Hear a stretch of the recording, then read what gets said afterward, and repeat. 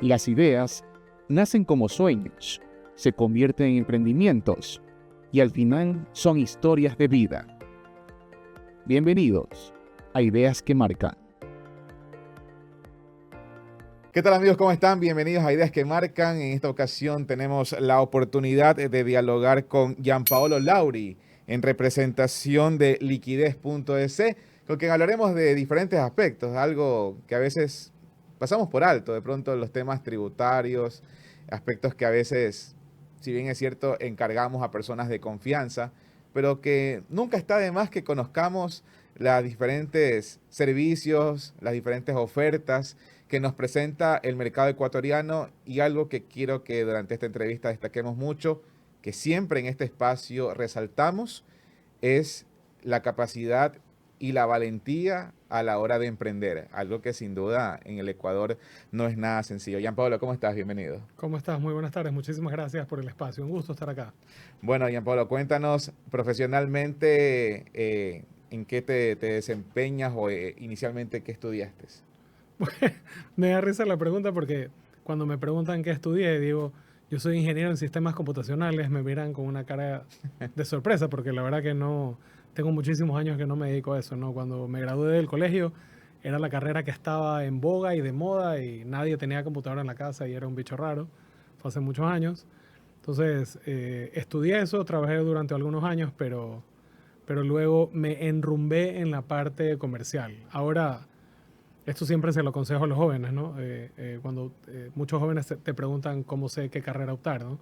Lo importante es tener una buena base. Yo digo, para mí fue una feliz equivocación porque después de muchos años encontré la fusión entre la parte comercial y el tema de mi carrera de sistemas, que es el tema de manejo de datos, Business Intelligence. Okay. Entonces, con el conocimiento de las áreas, dominas los datos y el que domina la información puede dominar el mercado y el comercio. Totalmente. De hecho, ese fue el ámbito por el cual decidí en su momento, o sea, lo que es el análisis de datos, el ámbito en el cual decidí ejercer mi maestría. Entonces, sin duda alguna que popularmente se dice que los datos son el nuevo petróleo, porque nos dan algo valiosísimo que es información. Y el que sabe manejar la información, pues tiene una ventaja competitiva ante el mercado. Bueno, Gianpaolo, entonces, el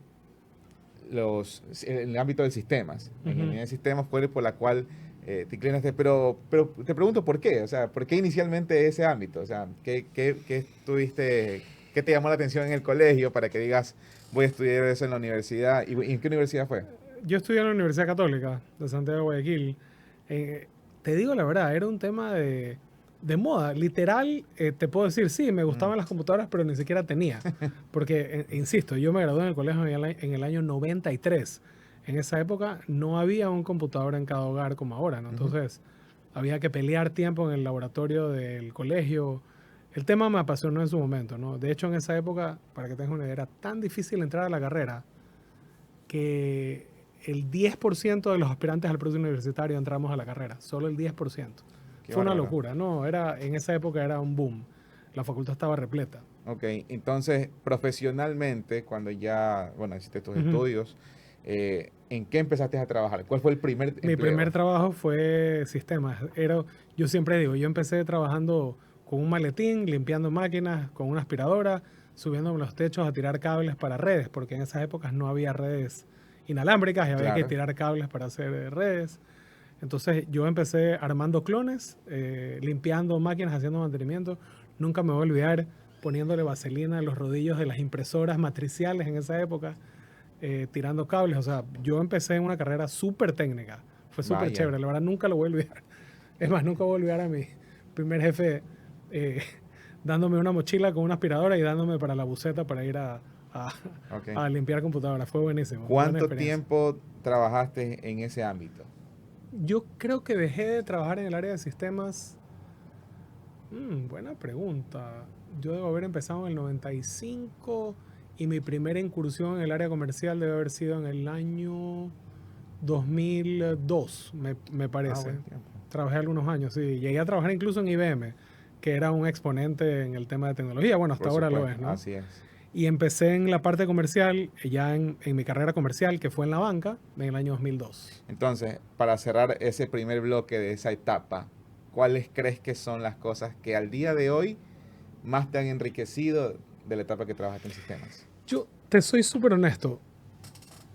No sé si esto va a sonar feo, pero es lo que es. Y a todas las personas que conocen de tecnología, yo creo que te pueden decir lo mismo.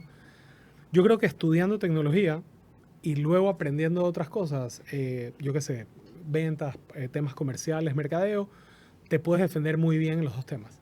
Una persona que estudió una carrera no técnica, que luego aprenda tecnología, es muy difícil. El camino inverso es muy difícil. Okay. Entonces yo, a pesar de tener muchos años que no trabajo directamente en eso, hoy me puedo dar en una discusión perfecta con una persona de tecnología de una empresa.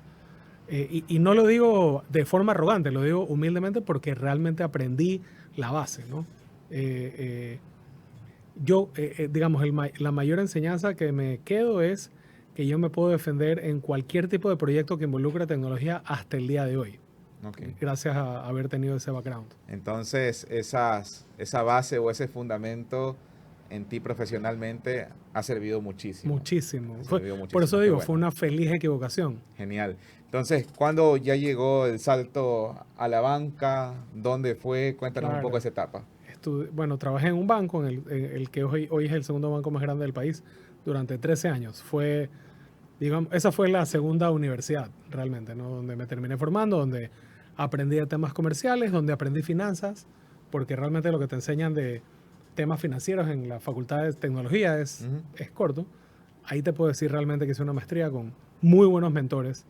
La verdad que ese banco, hasta el día de hoy estoy agradecido con ellos porque invirtieron mucho, invertían mucho en la gente, me dieron muchas oportunidades, la verdad que fue espectacular. ¿En qué banco estuviste? En el Banco Guayaquil. Perfecto, Sí. Tremenda escuela Sí. con la gente de Banco Guayaquil. Y hasta el día de hoy yo digo Banco Guayaquil Forever porque lo llevo en el corazón, es Qué genial. espectacular, sí. ¿Y esa etapa cuánto duró? 13 años. 13 años vinculado con la banca. Con el Banco de Guayaquil. Con el Banco Guayaquil en este caso. Y bueno, también hay unos aspectos interesantes ahí, ya que te involucraste con el ámbito financiero y llevabas la base del ámbito tecnológico. ¿Cómo notaste la evolución de la banca, no solamente el Banco de Guayaquil, sino la banca en Ecuador, cuando vino, y recordando un poco lo que dijiste, no habían casi muchas computadoras en cada hogar, a pasar a tener ya dispositivos Claro. móviles, ya a tener banca web, banca móvil y tantas cosas? ¿Cómo fue para ti ver y experimentar un crecimiento tan rápido en tan poco tiempo aquí en Ecuador? Mira, yo tuve la oportunidad de justamente trabajar en lo que ahora se llama unicanalidad, en la parte de canales, que justamente iba creciendo a medida que iba creciendo el tema tecnológico. Entonces, ¿qué te puedo decir?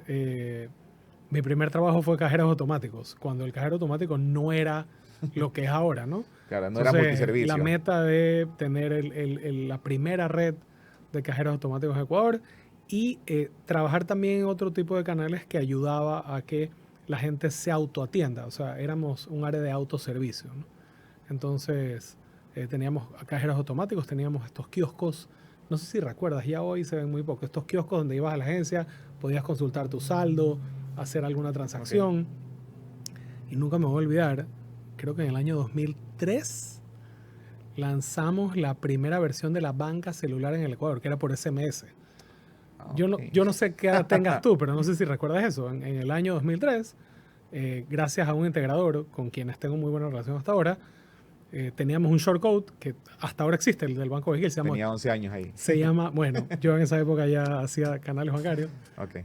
Era el número 8080. Con el 8080. El 80, desde el día de hoy existe, hasta el día de hoy existe. De hoy. Okay. Yo fui parte de haber escogido el 8080. Mandabas al 8080 la palabra saldo y te devolvía el saldo de tu cuenta. Mandabas movimientos y te devolvía los últimos 5 movimientos. Incluso podías hacer una transferencia por SMS. Increíble. Esa fue la primera aproximación de temas de banca celular. El canal se llamaba banca celular, ¿no? Después, bueno, para ese entonces ya había una versión sencilla, pero funcionaba de banca virtual, la banca por internet, ¿no? Entonces, ¿qué pasó con los años? Cada día seguimos sacando nuevas versiones, metiéndole nuevas cosas. En la parte donde, déjame recordar cuál fue la secuencia. Primero, a ver, Luego trajimos otro banco los trajo primero y nosotros trajimos segundo estos cajeros que recibían depósitos. Ahora es muy normal ir a un cajero y depositar plata. En esa época era recontra guau, era una máquina impagable, De que carísima. eso sí o sí era nada más hacer fila. Sí. Y si encontrábamos algo Sí. era pero una maravilla uno Sí. para hacer depósitos. Espero no, digamos, no equivocarme en el orden y en los canales. Y también los cajeros recibiendo cheque. Es correcto. También fue otra Los particularidad. El cajero era, hasta ahora, no es como una máquina modular. Entonces tú decías, ¿qué quieres? Quiero el dispositivo que recibe billetes y el dispositivo que recibe cheques. Es más, llegamos en algún momento, ese mismo equipo, de hecho yo creo que todavía existe ese proyecto en la empresa de telecomunicaciones más grande de acá, la tarjeta, el mismo cajero automático tenía un dispositivo que dispensaba chips para celular. Cuando tú hacías una reposición del chip te dispensaba. Creo que todavía existe eso. El dispensador de chip. Ajá. Por supuesto. Claro. Sí. Bueno, eso empezó en el banco. Fue un servicio que el banco le daba a esta empresa, ¿no? ¿Hasta qué año estuviste vinculado al Banco Guayaquil? 2015. Okay. Pero y te termino de contar antes de irme de eso, porque ya sí, me emocioné. Supuesto. Yo tuve la oportunidad de liderar el Banco del Barrio, que es hasta ahora uno de los canales insignes. La verdad que ese es uno de los proyectos más bonitos de mi vida, porque pude conocer todo el Ecuador. ¿Y por qué? Me vas a decir por qué tú, porque estaba asociado a tecnología. El canal estaba basado en tecnología, en conectividad, en dispositivos, y luego enganchados con los servicios bancarios. Fue súper chévere. Luego también sacamos la primera versión tuve la oportunidad de participar en la primera versión del app, que hoy en día es espectacular. Esa primera versión fue incipiente, muy sencilla, pero la verdad que fue una historia súper chévere. Y lo que dices, ¿no? A medida que mejoraba la tecnología, había más posibilidades de sacar transacciones. Imagínate, antes hacíamos banca por SMS hasta que salen los smartphones y podemos hacer transacciones por, digamos, app. Eso fue parte de la evolución tecnológica. Hoy en día, el tema ya es mucho más fácil porque tú tienes a todo mundo con el celular en la mano. La adopción de la tecnología hace que el tema de lo que le llamábamos en esa época derivación transaccional sea mucho más natural. Genial. ¿Cuáles tal vez crees que han sido las mayores enseñanzas que tuviste en la época del banco? Yo creo que del banco es pensar en grande. Siempre se ha caracterizado por ideas agresivas, ¿no? Yo nunca me voy a olvidar. Esto nunca me voy a olvidar. Cuando nació la idea de Banco del Barrio, la propuesta era como que compremos 50 máquinas para poner 10 en Guayaquil, 10 en Quito, 10 en Cuenca para probar. Okay. Y la respuesta fue no, hay que comprar 10.000 porque hay que inundar el Ecuador. Entonces siempre era mucho de pensar en grande. Y eso fue lo que aprendí durante toda mi vida ahí, ¿no? Hay que ir en grande, a comerse el mercado. Vamos por todo, como dice uno de mis accionistas hoy en día. Bueno, y después de esa etapa, ¿qué vino? Trabajé en la empresa de telecomunicaciones más grande del Ecuador, en Claro. En Claro. Sí, durante 2 años. ¿En qué área? Se llama Servicio al Cliente, era Customer Care y Omnicanalidad, que era justamente alrededor de lo que te digo, ¿no? El tema de desarrollo de canales. En Claro era mucho más crítico porque había muchos usuarios. Imagínate tantos usuarios queriendo consultar su saldo, cuánto les queda, hacer recargas. Muchísimo. Entonces ahí había un tema de derivación transaccional mucho más importante que en la banca, ¿no? Imagínate la cantidad de operadores de call center para atender a esa masa de gente. Entonces el trabajo era cómo hago que se autosirvan, que la mayor cantidad de transacciones las tengan a su disposición y había el desarrollo de las plataformas como Mi Claro, que hasta hoy en día existen, donde consultas y activas servicios. Así es. La verdad que es súper interesante, ¿no? Bueno, y entonces, Gianpaolo, cuéntanos la etapa que nos vienes a contar el día de hoy, como es Liquidez S. Claro. Este nuevo reto o esta nueva aventura en la cual estás encaminado. Sí, después de haber pasado por algunos otros modelos de negocio, este concepto que no es nuevo, que tiene algunos años funcionando, pero que ahora los accionistas han decidido expandirlo y darle una, digamos, la palabra no es vuelco, darle literalmente una explosión, una expansión nacional. Esta empresa nace en el año 2020, de hecho tiene 5 años operando. Lo que está pasando ahora es que estamos tratando de que todo el mundo la conozca. Es una marca que no sé si has notado, pero no es muy conocida. Estamos dándonos a conocer, humanizando la marca, creando contenido para que la gente entienda de qué se trata el modelo de negocio y sobre todo para que las personas naturales sepan que tienen acceso a temas de vender sus notas de crédito, de recuperar sus impuestos pagados en exceso con el SRI, que no es un tema exclusivo de las personas jurídicas, que es el paradigma, ¿no? A veces se piensa que esto es un tema solo para las empresas. Muy bien, entonces la actividad en sí como tal que ustedes desarrollan, los beneficios que ofrecen, y lo voy a decir de esta forma, porque normalmente el profesional de la materia, o por ejemplo los contadores, entenderán perfectamente el idioma que vas a transmitir. Pero al dirigirnos a un público, yo siempre utilizo esta frase, cuéntanoslo en cristiano, para que realmente todos podamos entenderlo. En resumen, y digamos en cristiano como dices, todos los contribuyentes, todas las personas que pagan impuestos, sean personas jurídicas o sean personas naturales que facturan o incluso personas naturales que están en un rol de pago, en una relación de dependencia. Todas las personas que pagan impuestos pueden haber pagado impuestos de más. ¿Por qué? Porque siempre que te pagan, te hacen una retención, lo que se llama la retención en la fuente. ¿Okay? Al final del ejercicio, se hace un cálculo que normalmente lo hace nuestro contador de confianza. Por eso siempre digo, pregúntele a su contador. Y este cálculo implica que cuánto te retuvieron y cuánto realmente tuviste que pagar. ¿Por qué? Porque tú tienes una base de pago y unos gastos que deducir y de ahí sale una fórmula del valor a pagar. Cargas familiares también. Exacto. Todo lo que está dentro de la ley, ¿no? Si lo que te retuvieron es más alto de lo que tuviste que pagar, tienes derecho a una devolución. O sea, eso es en cristiano, ¿no?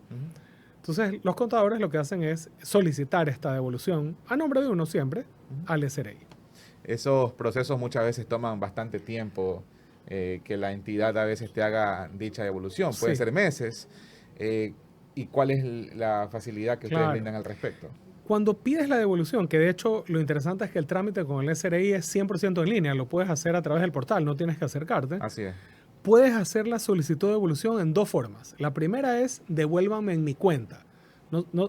Todos los contribuyentes saben que nosotros por obligación tenemos que tener nuestra cuenta bancaria registrada en el SRI. Uno puede decir devuélvame a mi cuenta. Y el SRI pues se toma un tiempito. Pero también le puede decir devuélvame a través de una nota de crédito. ¿Qué es una nota de crédito? Es un saldo.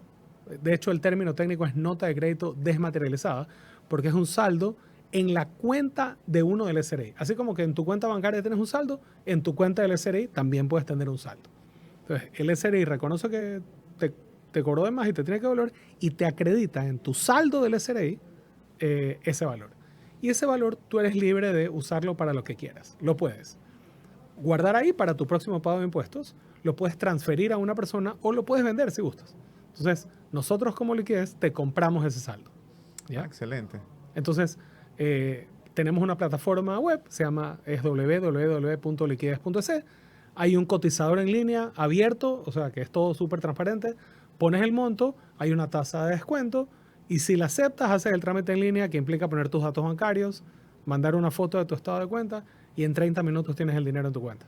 Espectacular y me agrada que, el público o el usuario dice lo que yo requiero es el dinero, claro. Mi dinero, mi efectivo, lo que me corresponde como devolución como tal, para darle el uso que más consideren apropiado. Es correcto. Ustedes brindan esa facilidad a los usuarios que estén dispuestos a hacer esa transacción con ustedes como tal. Y me agrada que lo hacen de forma virtual. Es decir, no requiere tanto trámite, tantos intermediarios para por nada. medio que generalmente incrementan el costo como tal. Lo hacen directamente con nosotros. Hoy en día ya estamos atendiendo contribuyentes de todo el Ecuador. Nosotros tenemos nuestra oficina aquí en Guayaquil. Si nos quieres visitar, están súper invitados. Pero lo pueden hacer. Ya estamos atendiendo contribuyentes de todo el Ecuador. Incluso atendemos gente de Galápagos, que por la distancia tú dirías no pueden venir, no necesitan venir. Y tuvimos un caso súper interesante hace un mes. Tuvimos un ecuatoriano, un contribuyente que trabajó aquí el año pasado y este año está fuera del país. Hizo desde España su proceso con nosotros y le acreditamos en su cuenta el dinero sin ningún problema. Espectacular. Sí. ¿Aplica para extranjeros?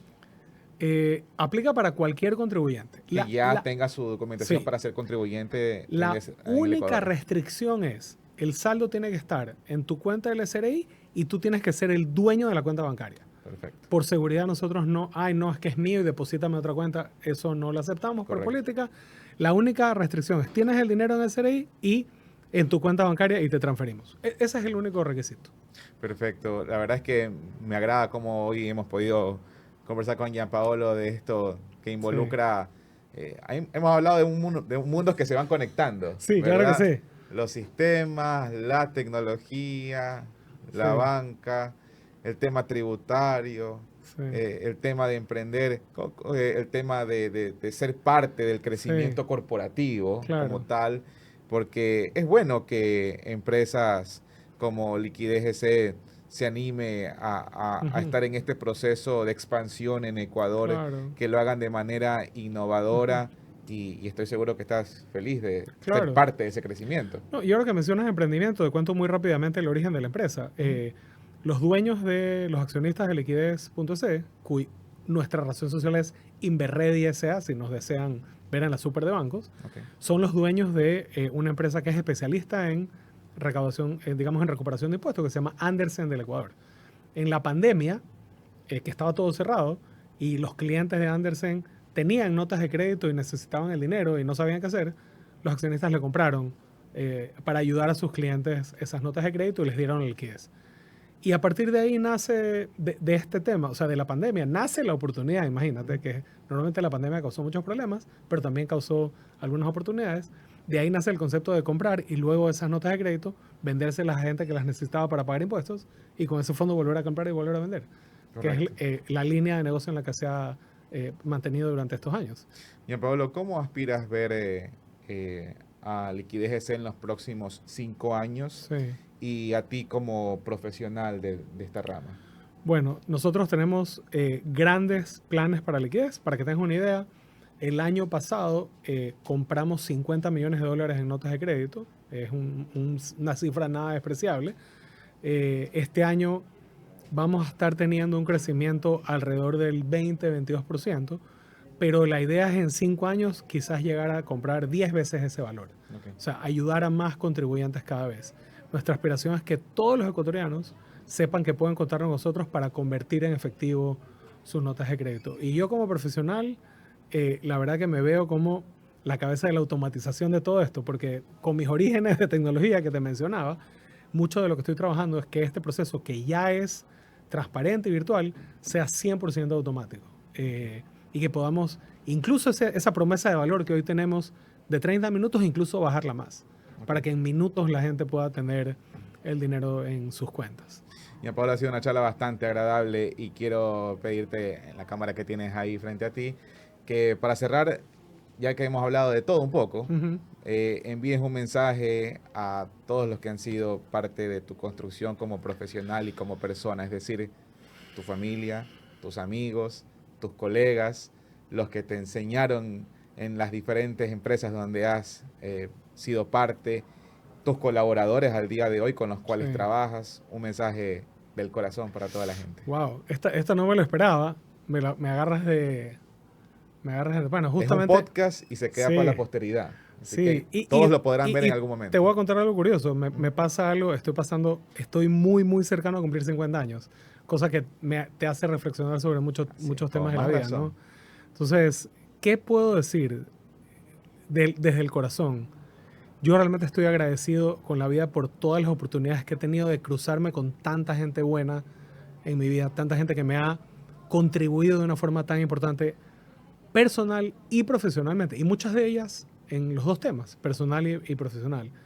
Yo espero que la gente que conozco y que quiero tenga la oportunidad de tener esta misma travesía, yo diría, no trayectoria, la palabra es travesía que he tenido en la vida. Y el mejor consejo que le puedo dar a cualquier persona que escuche este podcast por algún motivo y que tenga dudas sobre su trayectoria o tomar decisiones es que se atreva, porque a veces por quedarnos en la zona de confort, te lo digo yo que he pasado por tantos modelos diferentes de negocio y he mutado de una carrera a otra de una forma poco convencional, lo único que te detiene es quedarte en la zona de confort. Voy a contar una anécdota en 1 minuto, que si la persona que me la dijo, me la escucha, va a saber quién es. Un día yo quería crecer, quería cambiarme de puesto y fui a mi superior a decirle, quiero. Y me dijo, ok, si yo te cambio de puesto, tú tienes preparado a quién te va a reemplazar. Yo dije, no. ¿Y por qué no tengo preparado a quién me va a reemplazar? Porque todos tenemos pensado que si preparamos un reemplazo nos van a votar, o vamos a convertirnos en menos importantes, o somos prescindibles. Y es todo lo contrario. Preparar a la gente que te sigue es lo que te va a ayudar a crecer. Porque la gente que te va a poder reemplazar para que tú te muevas, aprendas otras cosas, te cambies de puesto, te vayas a otra empresa. El peor error es querernos, digamos, mantener siempre en el puesto, concentrar el conocimiento, no compartir. Eso lo único que hace es ayudarnos a quedarnos estáticos en el lugar. Desde ese día, lo que más he hecho es compartir conocimiento para que me puedan reemplazar rápido, para yo poderme mover y aprender más cosas. Es el mejor consejo que me dieron y siempre lo doy. Así que bueno, muchas gracias a todos si es que alguien de toda esta gente me escucha. Gianpaolo Lauri nos ha contado parte de su travesía aquí en Ideas que Marcan. Muchas gracias por estar aquí. Muchas gracias, muchas gracias.